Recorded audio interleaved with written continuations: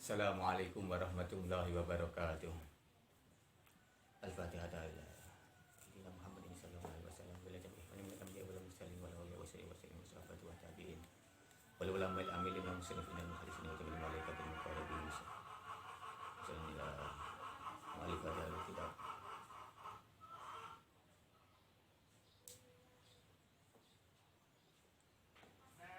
Al-Fatihah.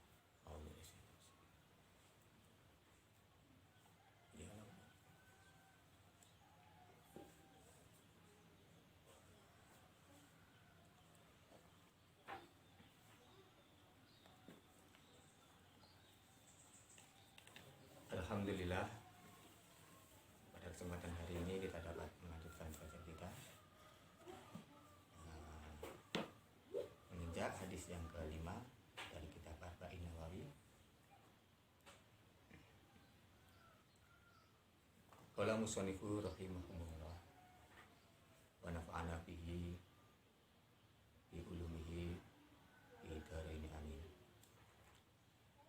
Al hadisu utawi hadis al khamisu kang kaping 5 iku ibtalul munkarati iku batalake perkara pira-pira perkara kang munkar wal bid'ah lan perkara kang bid'ah.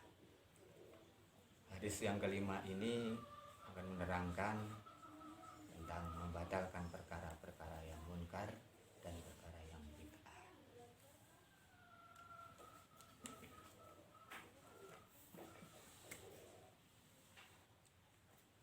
An umil mukminin dipun riwayataken saking umil mukminin ibuke para mukmin piantun-piantun ingkang mukmin ay fil ihtirami wa ta'zimi wa nikah wa hurmatin nikahi.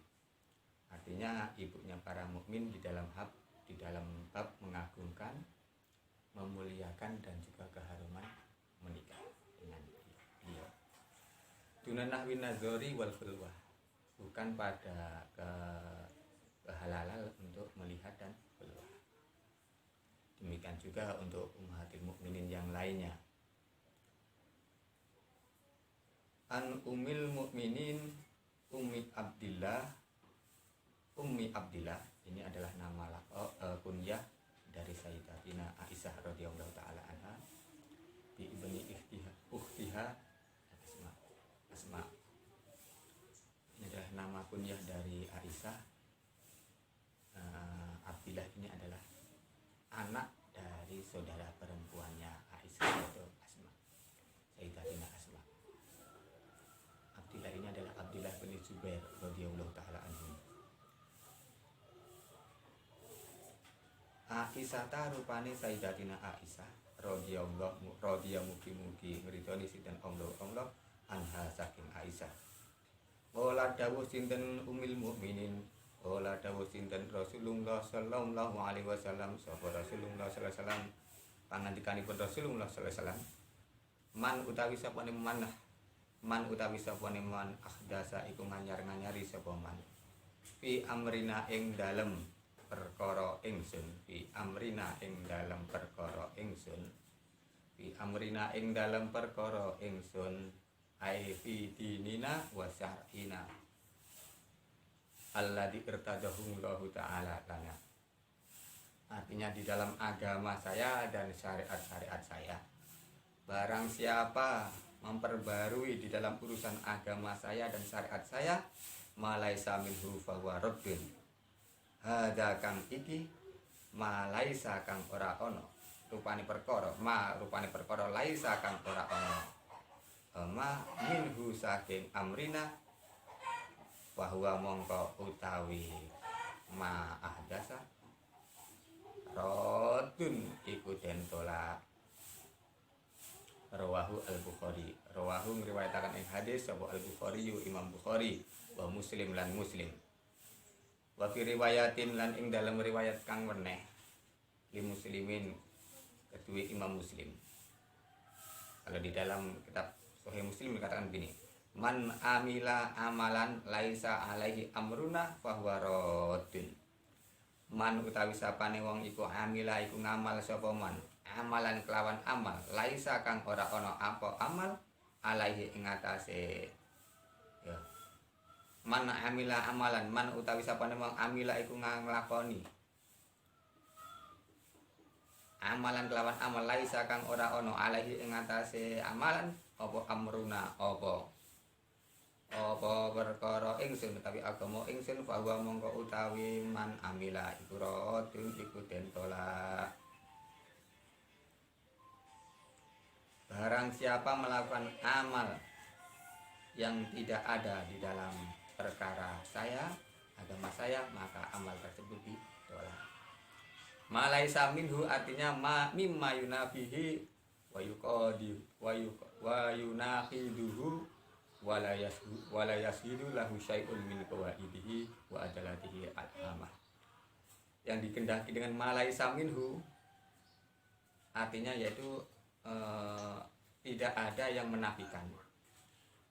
Tidak perkara yang menafikan atau yang menentangnya, ataupun tidak ada syahid yang berupa qaidah ataupun petunjuk-petunjuk lainnya, itu dinamakan malaisa minhu.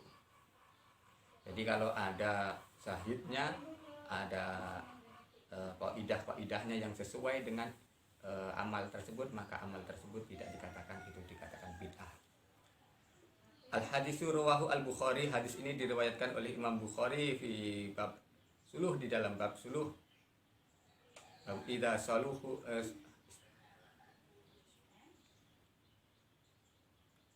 hadis ke 2550. Waruhu Muslim, diriwayatkan oleh Imam Muslim di dalam Qadiyah bab naqdul ahkami al-batilah waradul muhdasatil umur, hadis ke 1718. Diriwayatkan oleh Abu Dawud fi sanadi, dalam kitab sunahnya babu fi luzumi sanah, hadis ke 4606, dan juga diriwayatkan oleh Ibnu Majah, hadis ke 14.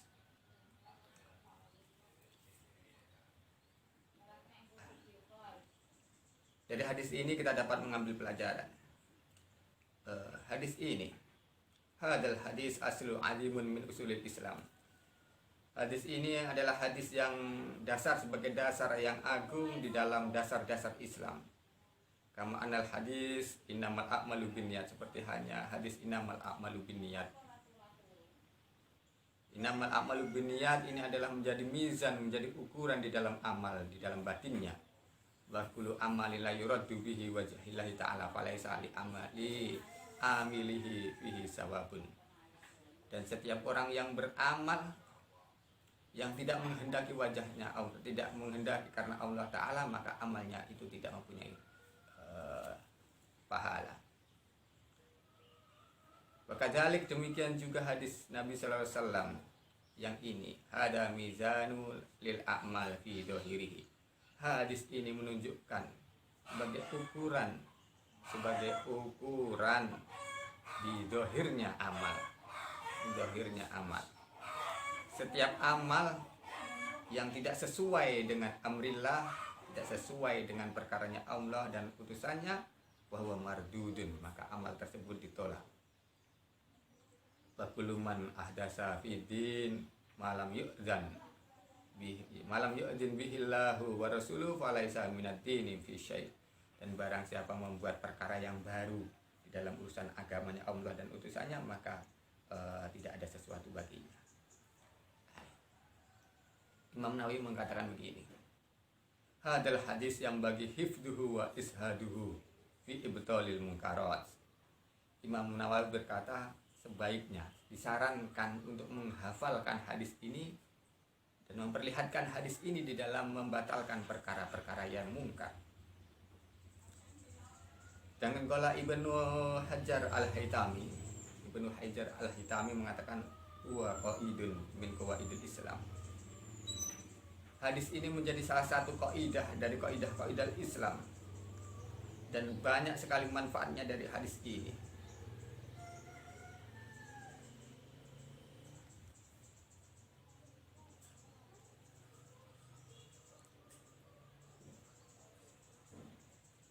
wa yursidu ilaih. Hadis ini menunjukkan yang pertama, al-Islam isba'ula ibtida. Islam itu adalah diikuti, bukan mengikuti, bukan pernah. Wa Rasul Karim sallallahu alaihi wasallam hafadzal Islam min kulli mutarrifin wa tahdifil mubtilin bihadzal hadis. Rasulullah sallallahu alaihi wasallam itu menjaga Islam, menjaga agama Islam dari penipuan-penipuan orang yang suka menipu dan merubah, dan dari perubahan orang-orang yang batal.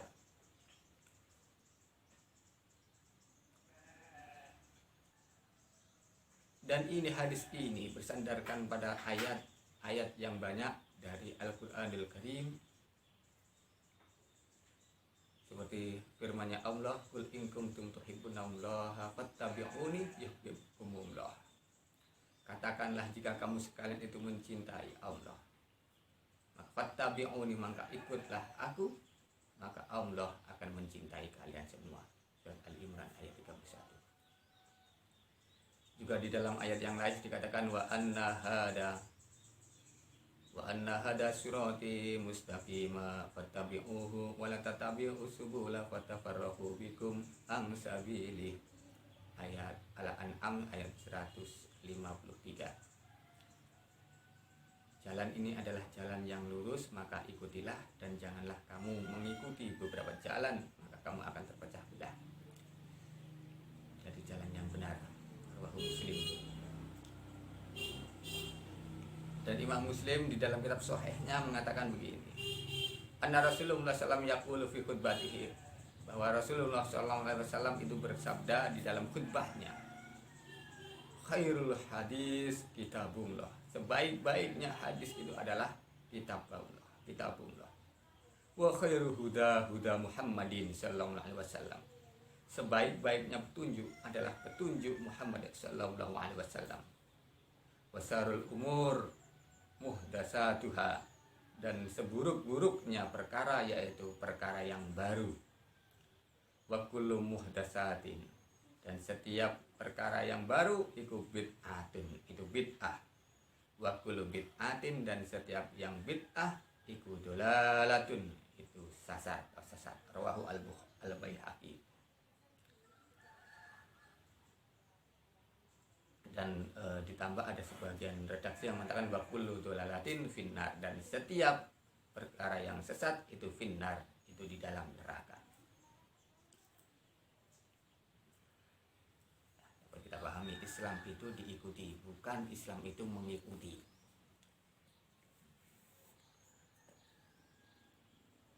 Pelajaran yang kedua yang dapat kita ambil dari hadis kelima dari kitab Arba'in Nawawiyah, al-a'malu mardudah, yaitu amal-amal yang tertolak.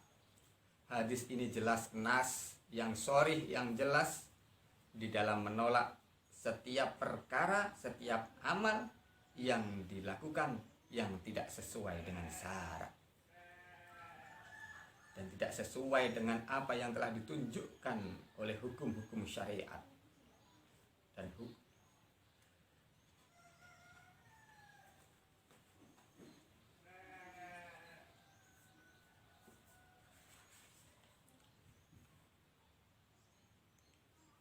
amal ini dibagi menjadi dua, kan? Amal itu dibagi menjadi dua.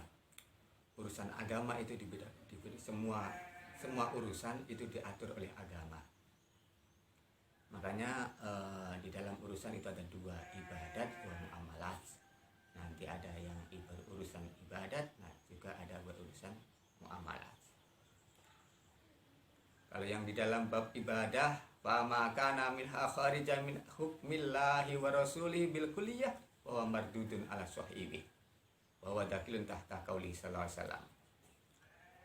Amlahum suraka'u sara'u lahum minaddin malam yu'dan bilhillah. Setiap perkara yang keluar dari hukumnya Allah dan utusannya secara keseluruhan, maka amal tersebut itu mardudun, itu ditolak.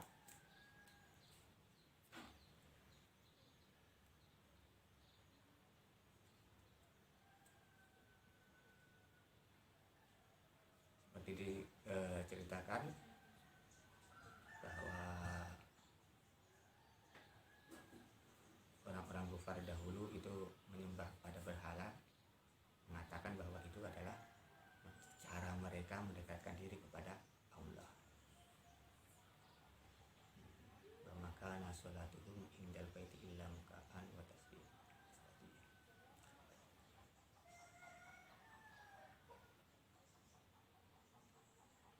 Dan sebagian orang menduga bahwa setiap perkara itu bisa dijadikan kurban di ibadah, di dalam ibadah.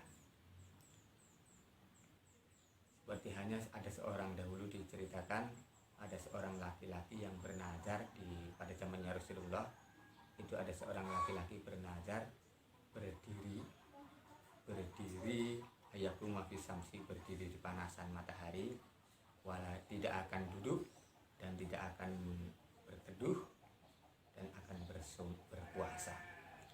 Maka Nabi sallallahu alaihi wasallam fa'amarahu Nabi sallallahu alaihi wasallam untuk duduk, berteduh dan terus menyempurnakan puasanya. Ini menunjukkan bahwa berdiri di panasan matahari, tidak duduk, tidak berteduh, ini bukan merupakan ibadah. Hanya saja kalau puasanya itu tetap ibadah.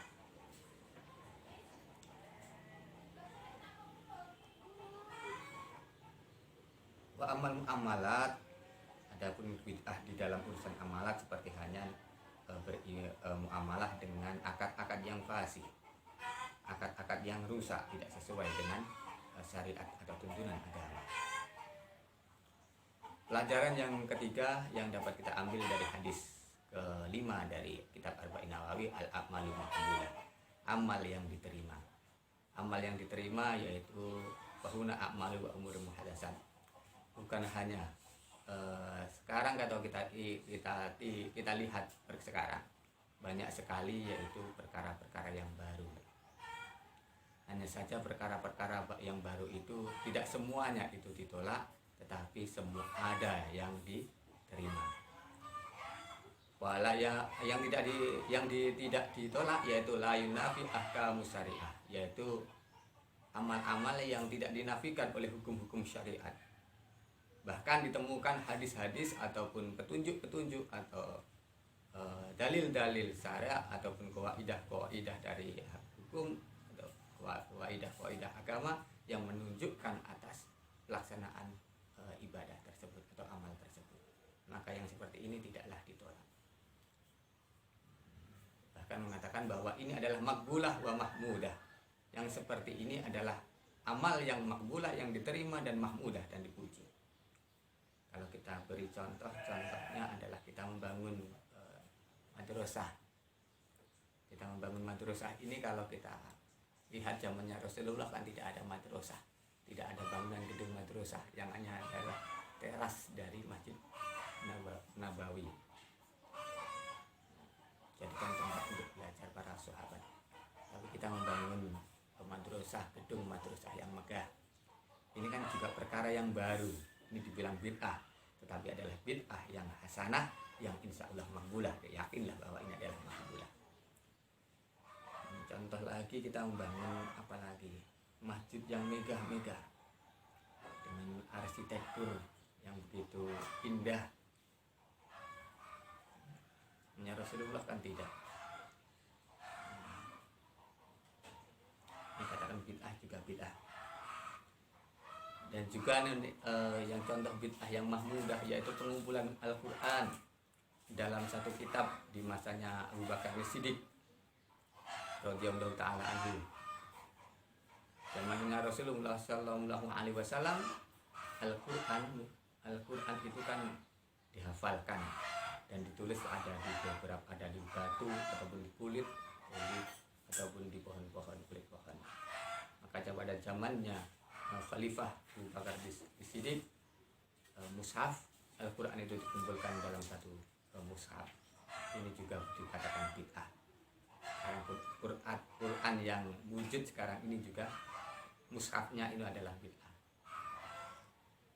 Demikian juga pada masa Utsman bin Affan radhiyallahu taala anhu menulis kitab mushaf dan mengirimkan ke beberapa penjuru dunia, dengan juga mengirimkan para qurra'nya, para pembacanya. Ini juga dikatakan bid'ah. Apalagi sekarang sudah banyak karangan-karangan yang menjelaskan hukum-hukum Islam, ini kan juga dikatakan bid'ah. Karena pada zaman Nabi kan belum ada kitab nahwu, kitab tajwid dan lain sebagainya, fan-fan ilmu agama itu kan belum ada.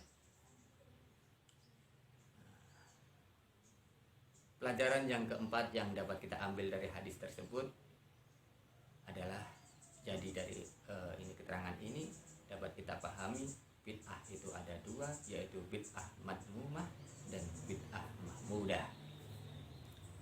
Bid'ah mahmumah dan ada bid'ah mahmudah. Bid'ah yang sesat dan yang dicela, dan bid'ah yang dipuji.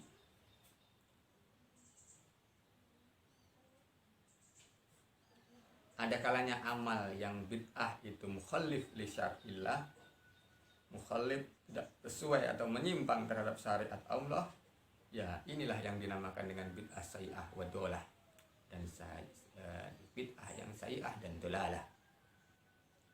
Dan ada sebagian amal-amal yang bid'ah tidak menyimpang dari syarak, bahkan cocok dengan syarak. Wahadil a'mal makbulah wa mahmudah. Dan amal-amal yang seperti ini adalah amal yang makbulah dan mahmudah, amal yang diterima dan dipuji. Dari amal ini ada yang hukumnya mangdub, ada yang sunnah, wa minha ma huwa fardu kifayah, ada yang fardu kifayah. Makanya Imam Syafi'i rahimahullah ta'ala mengatakan begini, ma ahdasa wa khalafa kitaban aw sunnah aw ijma'an aw asar fa wa bid'atun dalalatun. Perkara yang baru yang menyimpang dari kitab Allah dan sunnah Rasulullah dan ijma' dan para asar, maka ini dinamakan bid'ah yang dalalah. Wa amma man ahdasa minal khair ma walam yukhallif syai'an min dzalik fa huwa bid'atun mahmudatun. Adapun perkara yang bid'ah yang baru yang baik, yang tidak menyimpang dari agama maupun menyimpang dari sunnah ataupun ijma'nya para ulama, maka ini dinamakan bid'ah yang mahmudah. Bid'ah yang sayyi'ah ada kalanya makruh dan ada kalanya haram. Dan kalau yang bid'ah mahmudah seperti yang tadi saya ucapkan tadi. Pelajaran yang kelima yang dapat kita ambil, ma min amali amalan laisa minhu alaihi amruna fa waradun anna ba'dul mu'adzina bid'ah sabahu ilaiha wa yaruddu ala ihtijajiha alaihi bi riwayatil al-aula. Dari sini dapat kita ambil pelajaran bahwa kita ini jangan seenaknya menggunakan hadis ini untuk menghantam orang-orang yang tidak sesuai dengan kita. Tapi kita harus benar-benar selektif. Apakah amal yang dikerjakan itu ada sahihnya, ada dalilnya, ada sesuai tidak dengan syariat. Jangan sesekali kita itu karena hadis kita hafal dengan hadis ini, kita main hajar, tidak sesuai dengan kita, ini langsung gunakan, ini bid'ah, ini dolalah. Kita harus selektif benar-benar, karena semua sekarang itu kalau kita lihat semakin banyak perkara yang bid'ah, hanya saja bid'ahnya itu sesuai dengan syarak atau tidak, harus kita teliti. Pelajaran yang selanjutnya, pelajaran yang keenam yang dapat kita ambil, wa fil hadis annaman ibtida'a fiddin bid'atan la tuwafiqu syara' wa ismuha alaih wa amaluhu mardudun alaih.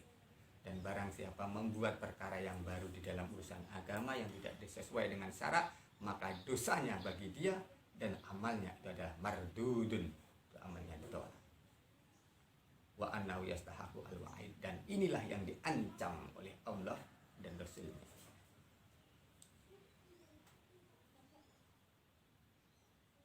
Dan dari sini, dari hadis ini kita dapat ambil pelajaran juga bahwa ini adalah antisipasi, larangan untuk membuat perkara-perkara yang menyebabkan kerusakan di dalam agama.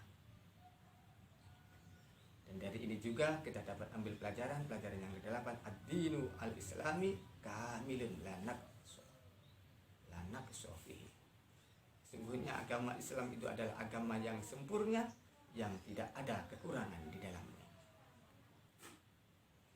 Mudah-mudahan kita dihindarkan dari perkara yang bid'ah, yang sayyi'ah, bid'ah yang dolalah. Allahumma amin.